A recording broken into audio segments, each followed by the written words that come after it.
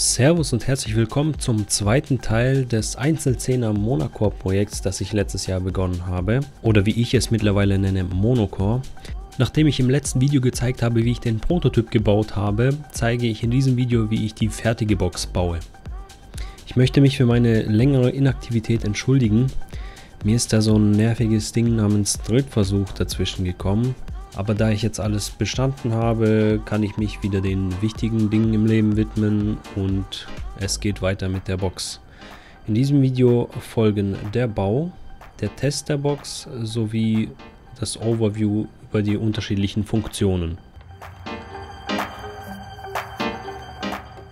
So, jetzt bin ich endlich mal dazu gekommen, mir im Baumarkt das Holz zuschneiden zu lassen für die Box. Wir haben hier Pappelsperrholz mit 10 mm Stärke. Gezahlt habe ich für das Ganze 29,02 € bei einem Quadratmeterpreis von knapp 28 €, also wird das knapp 1 Quadratmeter sein. Dazu habe ich mir dann noch solche Schrauben hier geholt, Senkkopfschrauben mit selbstschneidendem Gewinde. Genau. Für den Lautsprecher selber, also für den Treiber, habe ich mir dann noch Einschlagmuttern geholt, M4. Passend dazu M4-Schrauben mit so einem zylindrischen Kopf, dass es ein bisschen schöner aussieht. Und dann habe ich mir noch solche kleinen M3-Zylinderkopfschrauben geholt. Die sind aber eher zur Verzierung. Und das ist im Prinzip alles an Material, was ich für die Box geholt habe im Baumarkt. Den Rest sollte ich noch zu Hause haben. So, jetzt habe ich mal die Platten hier mit Klebeband erstmal zum Schauen verbunden. Ja, wurde ganz in Ordnung zugesägt, hier und da ein bisschen zu groß, hier und da ein bisschen grob. Ja, nicht optimal zufrieden mit dem Zuschnitt, aber immerhin, wenn dann zu lang als zu kurz geschnitten, also abschleifen kann man noch. Das soll die Front werden, hier wird ungefähr der Lautsprecher sein, also der Woofer, hier irgendwo der Tweeter, hier ein Bedienelement, hier wird dann drin noch der Port sein. So sieht jetzt die ganze Angelegenheit aus. Ich weiß nicht, ob ich es schon erwähnt habe.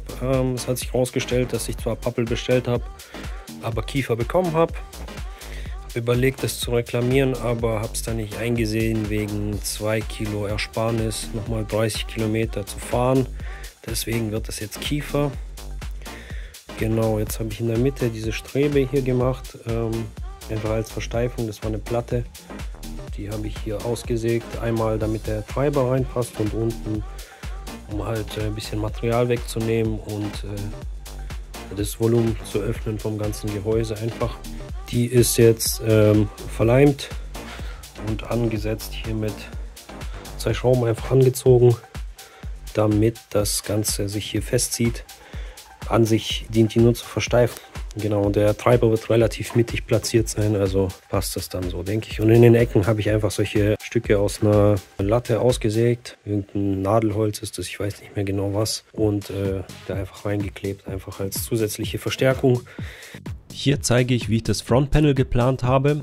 Ich habe einfach alle Bauteile nachgezeichnet, beziehungsweise den Port einfach draufgelegt.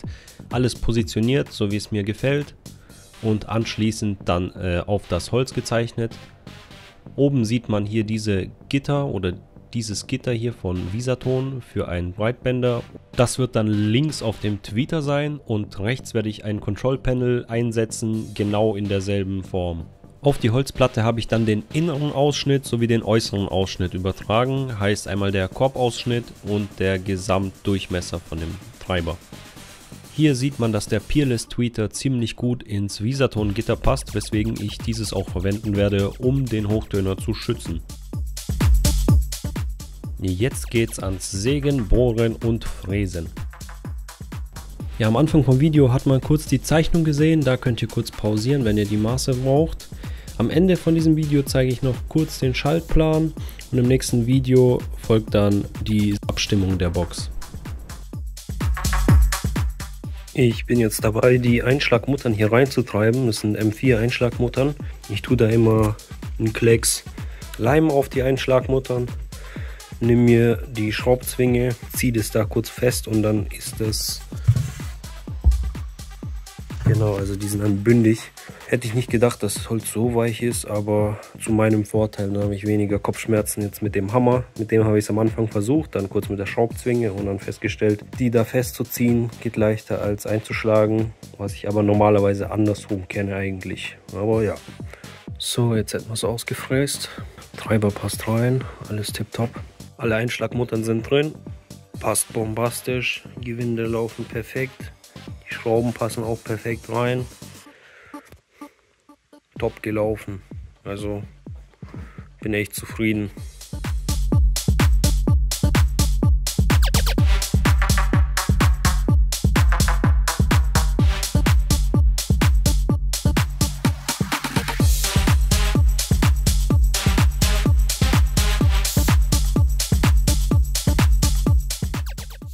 Hier kurz die Daten zur Abstimmung der Box. Wir sehen hier, dass wir einen leichten Hubbel haben, den wir im nächsten Video mit dem DSP bearbeiten werden.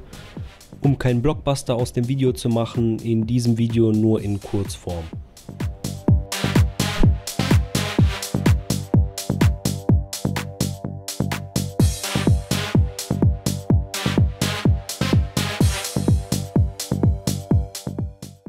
Da es doch nicht ganz so aussah, wie ich mir vorgestellt hatte, mit dem rausstehenden Ding, habe ich jetzt noch eine 10er Platte Pappelsperrholz geholt, im Kreis ausgefräst.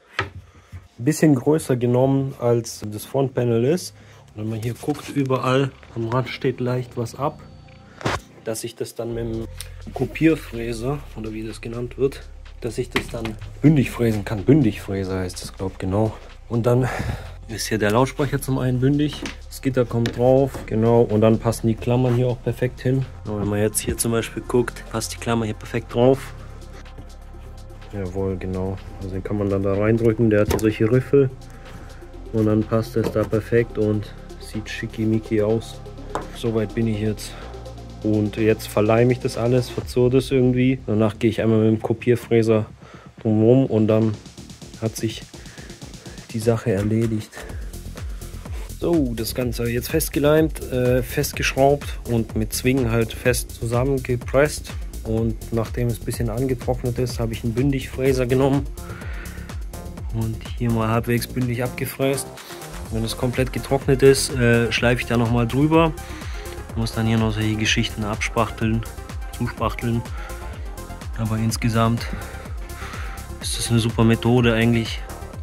Einfach ein bisschen mehr Material zu nehmen, drauf zu kleben, wie man es braucht, zu zentrieren und danach einfach mit dem Bündigfräser abzufräsen, wenn man denn einen hat. Das Ding ist soweit fertig. Ich werde die Schrauben danach wieder rausnehmen, denke ich, und das Ganze zuspachteln. Jo, und das wäre es im Prinzip jetzt. Dem Frontpanel mit der Bearbeitung, mit der Holzbearbeitung, sage ich mal. Nur noch ein bisschen schleifen, spachteln und danach kann lackiert werden eigentlich. Gut, Tweeter und Kontrollpanel muss noch irgendwie angebracht werden, aber das meiste ist jetzt getan. Das Ding steht schon fast.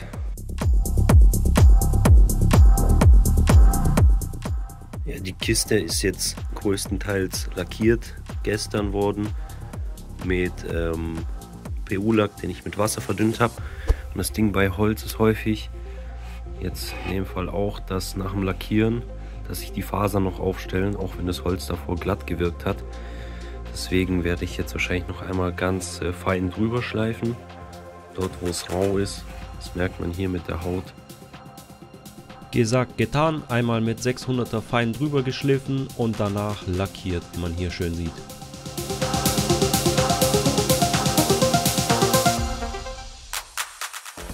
Hier sehen wir jetzt noch eine kleine Dia-Show, wie der Akku und der Verstärker in die Box gekommen sind und anschließend ein Test ohne Abstimmung und danach mit Abstimmung, wie man an dem OBD-Kabel erkennen kann. Speaking of hoes, I get to the point. You think you got the bomb cause I rode you a joint? You's a flea, and I'm the big dog. I scratch you up.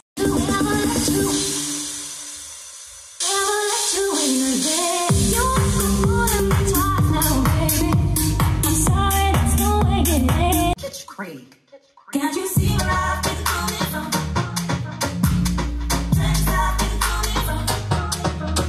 Can't you see where I've been coming from?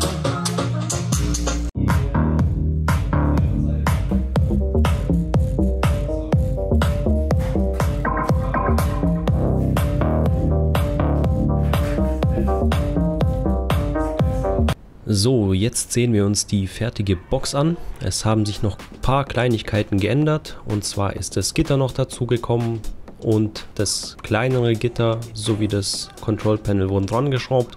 Oben kam noch ein Griff hin und unten am Boden kamen noch 4 Gummifüße hin. Das sieht man jetzt hier schön, einfach mit Spackschrauben befestigt, damit es schön auf dem Boden steht, nicht rutscht und nicht den Boden zerkratzt.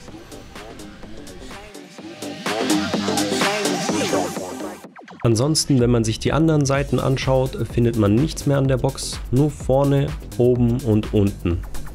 Hier, wie bereits erwähnt, das Control Panel. Hier haben wir einen Knopf, damit schalten wir alles an. Da sehen wir direkt hier die Spannung, ist auch ziemlich genau. Und der Verstärker geht sofort an und verbindet sich mit meinem Handy. Und hier das Ding, den Display oder den Bildschirm hier kann man ausschalten, dass es nicht so stört. Ja, und beides ist in grün. Man sieht hier, also im Prinzip die Akzentfarben sind hier Anthrazit, Schwarz, Silber. Okay, die Knöpfe sind noch weiß, die werden wahrscheinlich noch schwarz kommen. Und ja, mehr Farben gibt es eigentlich nicht. Sieht sehr stimmig aus meiner Meinung nach. Und hier mit den Knöpfen kann man lauter, leiser machen, Pause, Play und Modi umstellen. Ja, Modi habe ich aber noch keine eingestellt, deswegen. So, dann zeige ich mal, wie das Ganze läuft. Status 0, Box ist aus. Status 1, Box ist an. Dann warten wir kurz, bis sich das Handy verbindet, falls man schon mal verbunden war. Und wenn das nicht der Fall ist, dann muss man hier noch von AUX auf Bluetooth umschalten, aber das hat jetzt verbunden, wie man gehört hat. Und dann können wir hier drauf klicken. Dann beginnt die Musik zu spielen. So kann ich leiser machen,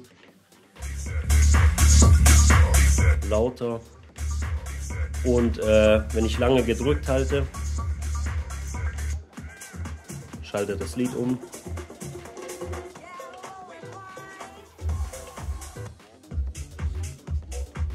Lang gedrückt halten, Lied zurück. Und Pause, wie bereits gezeigt. Und wenn ich jetzt das Ganze ausschalte, selbst wenn Musik läuft, hört man kein Ploppen, kein Poppen. Nur ganz leicht, aber jetzt keinen lauten Knall. Und wenn jetzt gar keine Musik läuft, dann sollte man gar nichts hören. Also wenn man die Musik ausgeschaltet hat. Warte ich noch mal kurz, bis es sich verbindet. Genau, und dann mache ich noch mal aus. Und dann ploppt gar nichts.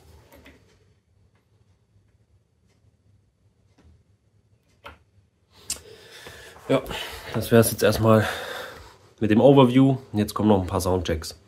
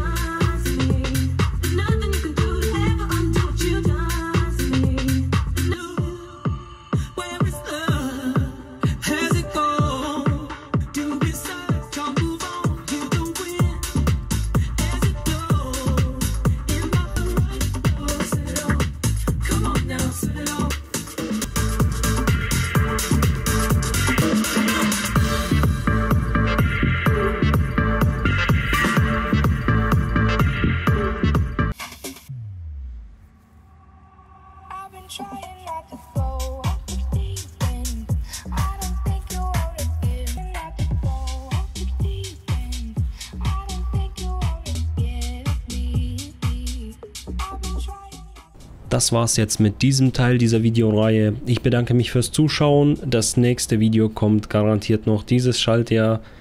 Für diejenigen, die der Schaltplan interessiert, kommt jetzt noch ein kurzer Theorieteil. Beim Rest verabschiede ich mich schon mal. So, kommen wir nun zu meiner wunderschönen Zeichnung hier. Ich möchte kurz auf die Schaltung eingehen und auf die wichtigsten Punkte. Und zwar sehen wir hier einmal die Schaltung von der Box. Hier sehen wir den Akku, 6S Leon Akku. Dann sehen wir, dass hier zwei Leitungen weggehen, Plus und Minus. Und auf die Plusleitung habe ich zum einen einmal eine Sicherung gepackt, die greifen soll, falls der Kurzschlussschutz von dem BMS vom Akku nicht funktionieren sollte. Dann haben wir hier eine Ladebuchse, über die wir den Akku aufladen können. Dafür brauchen wir ein Li-Ion-Ladegerät, das halt diese Ladekurve ermöglicht für die Leon-Akkus. Und danach geht es weiter zu diesem Schalter hier. Bei mir ist hier besonders, sage ich mal, dass hier Plus und Minus reingehen und Plus und Minus rausgehen und beides geschaltet wird über den Schalter hier. Und der Schalter leuchtet zusätzlich noch. Es gibt auch welche, wo nur ein Kontakt reingeht und ein Kontakt rausgeht. Hier gehen zwei rein. So, und danach erst kommt hier mein Display mit USB. USB mit Display, also mit der Spannungsanzeige. Und hier sehen wir noch, und zwar geht dann Plus und Minus noch an den Verstärker mit DSP. Und an dem Verstärker sehen wir einmal den Woofer oder Tief-Mitteltöner und hier den Hochtöner. Und zwar mache ich hier die Frequenzweiche digital über das DSP hier, aber nichtsdestotrotz verwende ich einen Kondensator als Sicherung, falls das DSP irgendwie einen Fehler haben sollte und das volle Frequenzband ausgeben sollte. Oder falls es irgendwelche Störgeräusche gibt, dass mir der Hochtöner nicht durchfliegt. Also ja, das sind so die markantesten Punkte an dem Ding. Also erster Punkt ist die Sicherung hier, falls das BMS nicht sichert. Dann der zweite Punkt ist, dass ich alle Verbraucher nach dem Schalter angeschlossen habe, damit ich keine Kriechströme habe oder Grundverbrauch, falls ich die Box nicht verwende, sondern einfach einen Hauptschalter, den ich ausschalte. Und dann noch hier die Absicherung in Form eines Kondensators. Die wichtigsten Punkte von der Schaltung plus noch, sag ich mal, als Bonuspunkt hier Punkt 4, dass man ein entsprechendes Ladegerät verwenden sollte, um den Akku zu schützen und sich zu schützen. Genau, das ist ganz kurz die Schaltung. Sollte eigentlich alles ziemlich verständlich sein. Das war's dann jetzt erstmal mit diesem Teil. Im nächsten Teil nehmen wir uns dem DSP und der Frequenzweiche an. Bis dahin, ciao.